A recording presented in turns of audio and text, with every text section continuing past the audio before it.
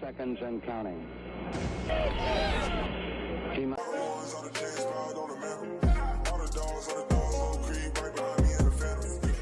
Hey, what's good, guys? Clutch here, and Essam here, back with another video. And for today's video, I'm gonna be talking about the Houston Texans.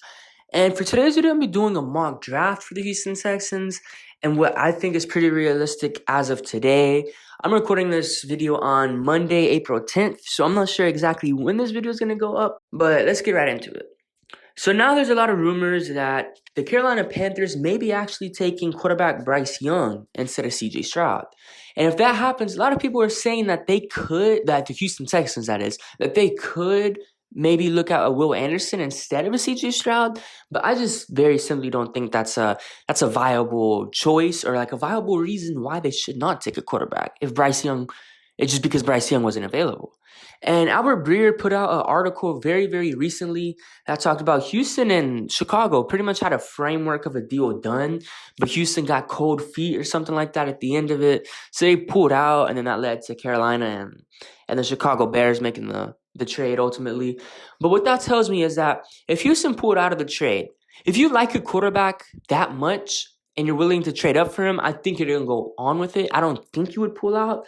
So what that kind of tells me is that maybe they like both quarterbacks, not evenly, but they'd be okay with both quarterbacks. Maybe sure they like Bryce Young more, or maybe they were trading up for CJ Stroud. Who really knows? But what that tells me is that they're okay with either quarterback at the top. Maybe, again, as I said, they do prefer one guy. But since they didn't ultimately end up trading up, and I doubt it would have been as much as Carolina traded up, maybe it would have been like 33 and maybe like a future third or something. I'm not really sure what the exact cost would have been. I would not have been a fan of trading up at all. I would have just stayed at 2. But considering that they were willing to, then I mean, it shows that they're almost definitely going quarterback. But in this mock draft with the number 2 pick, I went CJ Stroud. And a lot of people have CJ Stroud now falling out of the number one conversations. Or not out of the number one conversations, but just not being the number 1 pick anymore. And a lot of mock drafts is becoming very, very common as of now. And it was also reported by Albert Breer that Bryce Young's parents actually spent, I'm not sure if he said multiple hours or a long time or what he said, but basically Bryce Young and David Pepper and the owners of the Carolina Panthers and whatnot, they spent a lot of time together. I think during the meetings, I'm not really exactly sure when, but they did take a lot of time together. So, which leaves me to think that they're probably trying to find out more about Bryce and whatnot. So, yeah, that's why I mocked CJ Stroud at number 2 to us. So, the second pick, I went CJ Stroud. And when we get to number 12, I mean, there's a lot of different ways the Texans could go. I did do this exact same pick in my last mock draft. I believe it was like a week or 2 ago. And for this pick, I'm going Jackson Smith-Njigba. And a lot of people have him as the only first-round wide receiver in this year's NFL draft. And I kind of agree. I think obviously there's going to be more than one receiver taken in the first. There always is, regardless of how bad or good it is. There's probably going to be like, again, 4 receivers taken in the first, just due to the need of the premium position. So number 12, I'm on Jackson Smith-Njigba, Ohio State. And what better way to get a franchise quarterback in CJ Stroud than getting one of his favorite targets from Ohio State in Jackson Smith-Njigba? They would come in having great chemistry. A lot of people were excited for Bryce Young and John Mechie having a lot of chemistry. Coming in, already having that friendship, that chemistry on the field and whatnot. But what if it's flip-flopped and it's CJ Stroud and Jackson Smith-Njigba instead? Personally, I would feel the same level of excitement. Sure, there's going to be talks about, but John Mechie and Smith-Njigba are pretty much the same receiver. But in reality, they're not. JSN can play outside. He has the same size as Jamar Chase. Obviously, it's not a comparison in terms of player comp, but they do have the same size. They're both not the fastest of guys. Sure, Chase does have some speed on him, some pretty great speed, but it's not like he's like a Tyreek Hill fast or something like that. But both have some pretty good speed. Jackson Smith-Njigba, one concern about him was his speed, and I think he put that to bed. I think he ran like a 4.5 40. Obviously, that's not the best. That's pretty meh. But he did run it faster than DeAndre Hopkins and guys like that. So, yeah, number 12, I went JSN. Give CJ Stroud a familiar target. And at number 3, first pick of the second round, I went Felix Uzama. And personally, I haven't really watched or really seen too much of him, but I know a lot of people in the Texans world and draft world are really, really high on him and could also see him pretty much coming up into the first round, late first. So I think getting him at 33 would be a pretty good steal. Personally, when I look at him from the few clips and just things that I have seen of him, he kind of reminds me of like a more polished, more put together Charles Omenihu. I mean, obviously, it's not a great comparison at all. They're two different players. But Felix can play inside as an interior presence, like an interior pass rusher, and of course as an edge, similar to how Charles Omenihu can. I feel like they have similar sizes, similar body types, similar weight, and I feel like both have similar weaknesses and strengths. I mean, obviously, I think Felix is more has a better NFL motor. He has more determination in the plays compared to Charles Omenihu. Of course, we did see him in his time in Houston. He didn't give full effort all the time, or he just didn't have the best career here at Houston. But when he went to San Francisco, he looked pretty decent, and I don't think he looked like he would have been a first round pick if he did play like that right away.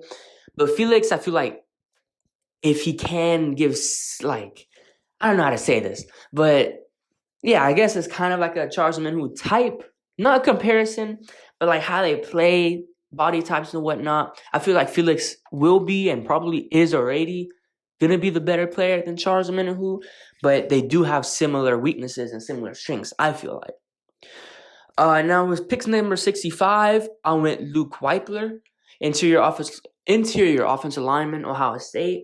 Now he can play center, he can play right guard if needed, he can play left guard if needed, he can play pretty much anywhere over the interior, but I would probably feel more comfortable with him playing at center.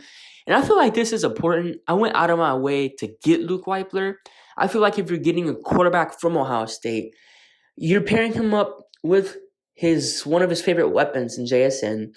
Why not get a center that he also already has chemistry with? As we know, the center is one of the most important positions on the offensive line. I mean, they have to have the correct calls, the correct snap counts, the correct chemistry with the quarterback to do the handoffs, to do the snaps, correct snaps. And getting a center who's already had experience with the quarterback, I feel like that can also really, really help. So yes, this may look like it's an Ohio State draft for the Texans. It's going to be the Ohio State Texans. But I mean, at this point, it is what it is. It's kind of like a mix of a BPA and also trying to get some familiarity with the quarterback and center. But I really, really like Luke Weipler. I think I like Joe Tipman better. There's a lot of talk about, of course, John Michael Schmitz. He's good. I think he'll be NFL good. He's pro ready. But my biggest thing is he's 24 already. I'm not really too fond of older prospects. I think he will be the better center or better interior offensive lineman to start off right away. But I think in time, Luke Weipler and Joe Tipman are probably going to be the better centers long term in the NFL. Pick number 73, I went Daywan Henley, linebacker, Washington State. Again, personally, I don't know much about him, but he does have a lot of fans, especially in the Texans world. I see a lot of Texans mocks having him mocked to the Texans, whether that be in the second round with number 33 or in the third round. But my biggest thing on him is he's 23 already. I mean, that's not a big concern. We drafted Jalen Petrie pretty much when he was 23. But he's a little bit of an older prospect, but he is a great fundamental player that I think DeMeco Ryans can help get the best out of. He can do a lot from the linebacker spot. He's a leader on the defense. He was a senior for Washington State last year. So, I mean, it shows that he has that leadership. He has command of the defense. So he can come in here, probably learn after like a Denzel Perryman or a Corey Littleton or whatnot. And in the future of this Texans linebacker core can be Henley, Harris. The future linebacker core can be around or can be built around and molded around Henley and Christian Harris. So I would be okay with that pick. Again, he is 23, not crazy old or anything, but he's a little bit older than what I like. I like my prospects from 20, 21, 22. It doesn't mean anything if he is 23. I mean, again, we drafted Jalen Petrie pretty much when he was close to 23, and he turned out pretty much fine. But when pick number 104, I went Jordan Battle, safety, Alabama. Now, when you hear safety, you're going to say, oh, we have a lot of safeties. We have Jalen Petrie, we have Jimmy Ward, pretty sure we kept Eric Murray. We have a lot of safeties pretty much. But I think Jordan Battle, he can be a guy that you develop under Jimmy Ward. We did meet with Jordan Battle at the Combine, so I feel like we do have some interest in him, even if it's a little bit. And I feel like he could be a guy that could fall to the third or fourth rounds. A guy who was considered a second-round talent last year, and then getting him in the fourth or third round this year, I feel like that would be very, very good value. He did have a pretty okay year. He did have a great year. I feel like he was the second best DB behind Brian Branch, who's probably the best safety in this class. Jordan Battle, I think he's probably top 3 in this class. He's probably number 3 behind Brian Branch and the guy from Texas A&M. But Jordan Battle at 104, I feel like that's great value. Learn behind Jimmy Ward. And the future safety duo would be Jordan Battle and Jalen Petrie. So I feel like that would be a great pick in terms of looking at the future. It's not a guy that's going to help us right away. It's not a guy that's going to help us right now. But it's going to be a guy that the veterans like Jimmy Ward can help mentor, help grow, help become a leader on this defense, and just be a guy for the future, as I said. We're not looking for day one starters in this draft, and I don't think we will be. We're looking for guys that's going to help us contribute later, help us win later, and help us build a winning roster to be able to compete and be ready to get ready to compete in the years coming. Pretty much the mock drafts. Just did a 4-round mock draft for today. Let me do a recap. For number 2, I went CJ Stroud. My personal favorite quarterback. I've been on him for a while now, for like 2 years, since like his first game at Ohio State, pretty much. I've always liked him. Number 12, I went Jackson Smith-Njigba. Give CJ Stroud some familiarity in the wide receiver room. At number 33, Felix Uzama. We need an edge. Jonathan Grenard is just not going to cut it. He's a free agent, I believe, after this year. We need some more edge help. Number 65, interior offensive lineman. Probably going to be a center here if we were to get him. Luke Weipler. I think we have a meeting with him, or we already had a meeting with him. I'm not 100% sure. I did see a tweet, something like that. So that's also one thing I forgot to mention, that we did have a meeting with him. So yeah, center, also familiarity with the quarterback, more chemistry and whatnot. Number 73, Deion Henley, linebacker. I feel like he could be a leader on this defense, be that not Fred Warner type of player, but Fred Warner type of leader, like the guy that everybody goes to on the defense. At number 104, Jordan Battle, safety. I feel like he could be that guy that's learning under Jimmy Ward, be that future safety duo with Jalen Petrie for the future. But yeah, I would not be mad at this draft at all. I know a lot of people are probably going to hate it because it's not Bryce Young, but I mean, it's nothing I could do. I mean, Bryce Young went number 1. I just went with the best quarterback that was left, and he just turns out to be my favorite quarterback. So CJ Stroud, number 2.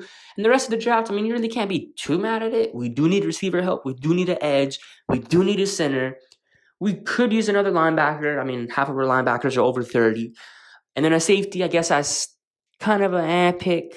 Taking another safety, I could have went somewhere else, but it is what it is. He has potential to be a good starter in the future.